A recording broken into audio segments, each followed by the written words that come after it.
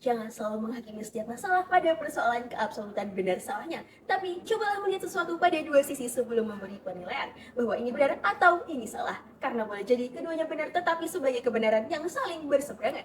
Begitupun hal yang sepatutnya dipahami oleh para penegak hukum tindak pidana pencucian uang, diantaranya permasalahan dalam pasal 69 UU TPPU dan pasal 67 UU TPPU yang berujung diterbitkannya peraturan Mahkamah Agung nomor 1 tahun 2013 yang selalu menuai diskursus antara kedudukan TPPU sebagai follow-up crime dan sebagai independent crime. Di tengah perkembangan teknologi yang semakin pesat, di mana hal ini semakin membuat tindak pidana pencucian uang semakin sulit untuk dibuktikan.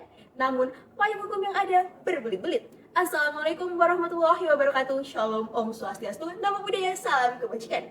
Dewan Juri yang kami hormati, untuk itu kami mengemas dalam isai yang berjudul Peningkatan Sumber Daya Manusia dan Integritas Penegak Hukum serta Pembaharuan Regulasi menjawab tantangan penerapan Peraturan Mahkamah Agung Nomor 1 Tahun 2013. Tindak pidana pencucian uang sejatinya merupakan kejahatan yang sebelumnya diikuti oleh kejahatan lainnya. Pada umumnya, pelaku tindak pidana korupsi tipikor diikuti dengan TPPU sebagai upaya untuk mensucikan uang hasil kejahatan. Upaya menyembunyikan atau menyamarkan uang hasil kejahatan disebut dengan usaha pencucian uang. Indonesia memiliki peraturan yang mengatur mengenai kejahatan TPPU, yakni terdapat dalam Undang-Undang Nomor 8 Tahun 2010 tentang pencegahan dan pemberantasan tindak pidana pencucian uang. Tindak pidana pencucian merupakan tindak pidana yang rumit, baik dalam praktiknya maupun pembuktiannya, karena uang hasil kejahatan tersebut dilebur melalui 3 langkah: placement, layering, integration. Undang-Undang Nomor 8 Tahun 2010 tentang pencegahan dan pemberantasan tindak pidana pencucian uang yang dimiliki Indonesia belum mampu untuk mengusut secara tuntas kejahatan ini, lantaran masih banyak celah yang terdapat dalam pasal-pasalnya, sehingga mengakibatkan adanya kekosongan hukum. Undang-undang ini terus menjadi isu perdebatan dialektik, terutama eksistensi pasal 69 Undang-Undang TPPU mengenai persoalan dimungkinkannya pembuktian UU TPPU dengan tidak terlebih dahulu dibuktikan tindak pidana asal, padahal sejatinya TPPU merupakan follow-up dari adanya tindak pidana sebelumnya seperti narkotika, korupsi, dan sebagainya, sehingga tidak dibenarkan apabila TPPU berjalan terlebih dahulu dibandingkan dengan tindak pidana sebelum adanya bukti. Selanjutnya, kekosongan hukum juga dapat dilihat pada pasal 67 Undang-Undang Nomor 8 Tahun 2010.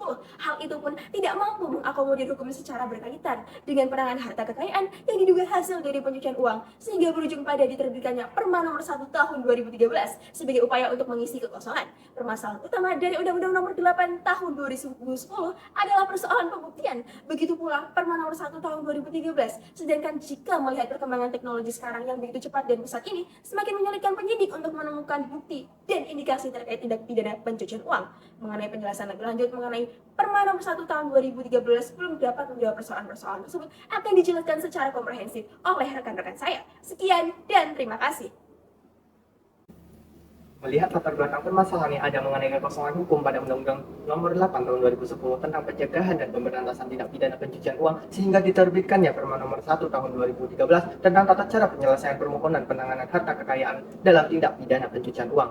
Namun, jika dilihat relevansinya untuk saat ini, regulasi yang ada belumlah cukup efektif untuk memerangi tindak pidana pencucian uang karena seiring dengan kemajuan teknologi informasi dan kompleksitas sistem keuangan serta semakin canggihnya modus operandi para pelaku, metode pencucian uang menjadi semakin beragam dan sulit untuk dideteksi serta dibuktikan, sehingga pelaksanaan Perma Nomor 1 Tahun 2013 akan sulit untuk diimplementasikan. Dengan beralihnya sistem keuangan menggunakan teknologi digital, pakar tindak pidana pencucian uang Yenti Ganarsi berpendapat, menurutnya, industri apapun yang berbasis teknologi digital sangat rentan dijadikan sarana pencucian uang jika fungsi kontrol pemerintah tidak berjalan dengan baik. Oleh karena itu, pengawasan yang ketat dan regulasi yang efektif sangat diperlukan untuk mencegah penyalahgunaan fintech dalam kegiatan ilegal seperti pencucian uang. Regulasi yang kami maksudkan di sini salah satunya mengenai regulasi mata uang kripto, yang mana saat ini cryptocurrency menjadi tren pencucian uang terbaru karena jika dilihat mata uang kripto memiliki tingkat keamanan tinggi dan privasi yang tinggi. Selain daripada mata uang kripto, integritas penegak hukum juga perlu ditingkatkan lagi agar di kemudian hari tidak ditemukan jaksa pinangki kedua, ketiga, dan seterusnya. Selain daripada itu, kami berpendapat bahwa melihat kompleksitas tindak pidana pencucian uang, maka regulasi terkait perampasan aset perlu untuk ditetapkan agar nantinya negara tidak terlalu banyak menanggung kerugian yang signifikan, bahkan akan memberi efek jerah terhadap pelaku tindak pidana tersebut.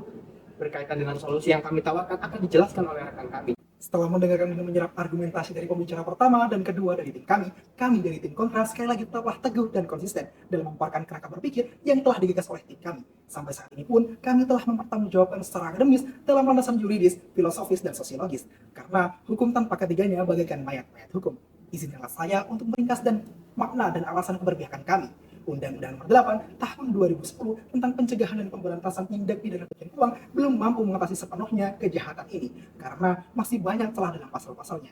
Khususnya terkait eksistensi pasal 69 mengenai pembuktian tanpa terlebih dahulu membutuhkan tindak pidana asal.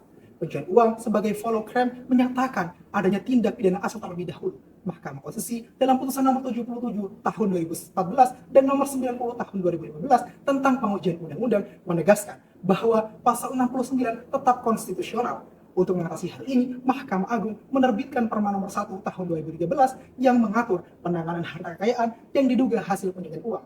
Bahwasanya perma tersebut pun belum mampu untuk menjawab persoalan dan tantangan, maka dari itu kami membawakan solusi dan rekomendasi terbaik yang akan kami gagas dalam presentasi ini. Yang pertama, masyarakat dan para pemuda harus aktif mengawasi proses pengesahan RUU Perampasan Aset karena undang-undang ini dapat menjadi solusi yang efektif dalam memerangi korupsi di Indonesia. Korupsi yang merupakan akar dari tindak pencucian uang dapat ditangani dengan lebih efisien melalui RUU Perampasan Aset yang tidak hanya mengembalikan kekayaan negara, tetapi juga menghemat waktu dan biaya dalam menyelesaikan kasus-kasus yang kompleks. Selain itu, dengan disahkannya RUU Perampasan Aset, ini memberikan efek jerah terhadap para pelaku tindak pidana pencucian uang. Yang kedua, kemajuan teknologi seharusnya dapat menciptakan layanan pengaduan yang tidak hanya berfokus pada transaksi mencurigakan dalam rekening, tapi juga mencakup aset di luar rekening. Untuk itu, perlu disediakan sebuah platform dalam bentuk aplikasi yang dapat diakses oleh seluruh lapisan masyarakat. Aplikasi ini dinamakan PUNE atau Peduli Uang Negara dan dapat digunakan untuk melaporkan serta memberikan informasi mengenai hal-hal yang mencurigakan terkait modus-modus pencucian uang. Oleh karena itu, marilah kita tutup presentasi kali ini dengan pantun. Jika ada sumur di ladang, air mengalir di kolam ikan. Presentasi kita memang panjang, walau panjang namun menyenangkan. Cukup sekian, terima kasih. Wassalamualaikum warahmatullahi wabarakatuh.